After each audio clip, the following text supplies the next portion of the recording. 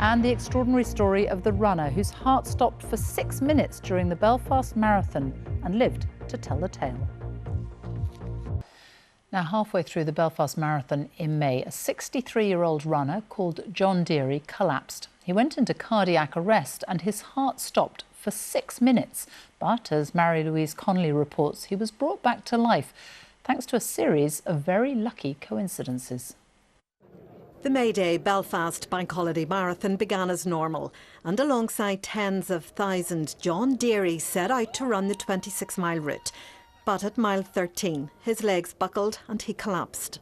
John has been catching up with Peter, who was in the right place at the right time. My heart was stopped for 6 minutes, and if I hadn't had the immediate CPR and hadn't had the access to the defib, like, what is the chances of somebody having a defib in the boot of their car? These are my angels who were aligned and who saved my life, and it's just it's miraculous actually. A remarkable set of circumstances led to a cardiac nurse changing her plans and being in the crowd.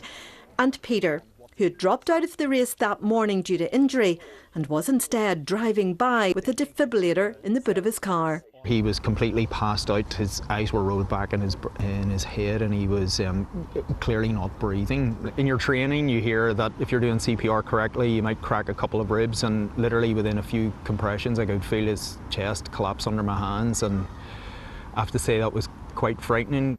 John, who's 63, is backing the British Heart Foundation's call for all defibrillators to be properly registered across Northern Ireland. These are people here who absolutely stepped up and who absolutely gave 100% to save my life. So I am here today and I'm still making memories. Meanwhile, John's back at Parkrun and recently walked his daughter down the aisle. Mary-Louise Connolly, BBC News.